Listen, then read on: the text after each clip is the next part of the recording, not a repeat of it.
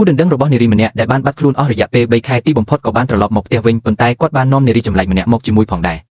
នារីនោះបានសួរគូដណ្ដឹងរបស់នាងភ្លាមអំពីទំនាក់ទំនងរបស់គាត់ជាមួយនារីម្នាក់នោះប៉ុន្តែគាត់បាននិយាយថាគាត់បាត់បង់ការចងចាំដោយសារគ្រោះថ្នាក់ចរាចរណ៍ហើយនារីដែលនៅក្បែរគាត់គឺជាអ្នកដែលបានជួយសង្គ្រោះគាត់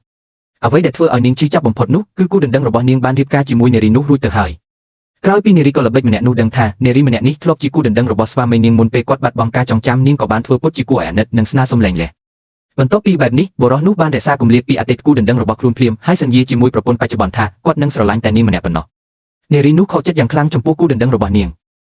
បាននិយាយថាទោះបីជាថ្ងៃណាមួយគាត់អាចទទួលបានការចងចាំវិញក៏ដោយនាងនឹងមិនអត់ទោសឲ្យគាត់ជាដាច់ខាតបន្ទាប់មកនាងក៏បានចាក់ចេញទៅយប់នោះនាងបានផឹកស្រាយ៉ាងច្រើនពួកគេបានស្រឡាញ់គ្នាអស់រយៈពេល3ឆ្នាំប៉ុន្តែទំនាក់ទំនងនោះបែរជាមិនអាចប្រៀបធៀបនឹងរយៈពេល3ខែដែលគាត់បានរស់នៅជាមួយនារីកុលល្បិចនោះឡើយ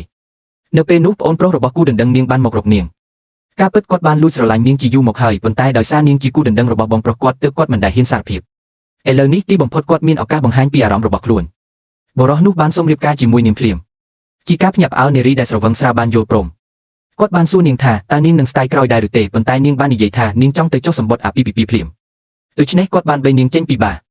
នៅពេលនាងដឹងខ្លួនវិញនាងបានសម្លឹងមើលបុរសដែលនៅក្បែរនាងដោយភាពភ្ញាក់ផ្អើលហើយសួរថាហេតុអ្វីបានជាគាត់នៅទីនេះបុរសនោះបានយកសម្បត្តិអាពាហ៍ពិពាហ៍ចេញមកបង្ហាញហើយពេលនោះទើបនាងនឹកឃើញអ្វីដែលបានកើតឡើងកាលពីយប់មុន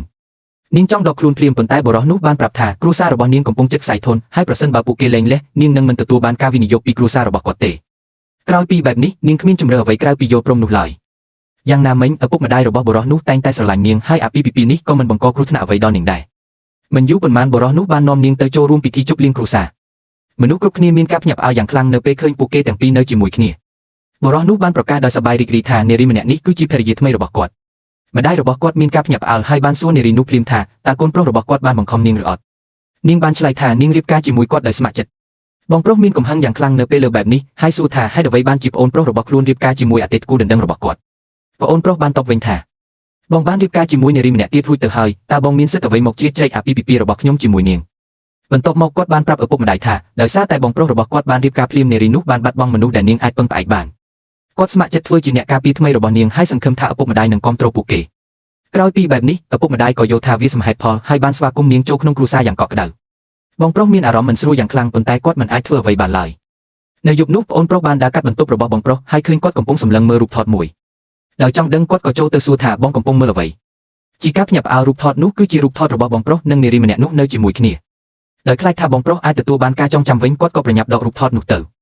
បន្ទាប់មកគាត់បានណែនាំបងប្រុសឲ្យបោះចោលអ្វីទាំងអស់ដែលតាក់ទងនឹងអតីតមិត្តស្រីរបស់គាត់ដើម្បីកុំឲ្យប្រពន្ធបច្ចុប្បន្នរបស់គាត់ជឿចាប់ប៉ុន្តែបងប្រុសគ្រាន់តែចង់ស្វែងរកការចងចាំដែលបាត់បង់របស់ខ្លួនតែប៉ុណ្ណោះដូច្នេះបន្ទាប់ពីប្អូនប្រុសចាក់ចេញគាត់បានចាប់ផ្ដើមស្វែងរកព័ត៌មានអំពីនាងភ្លាមនៅពេលគាត់បានឃើញវីដេអូរាល់មួយរបស់នាងស្រាប់តែការចងចាំមួយផ្នែករបស់គាត់បានត្រឡប់មកវិញ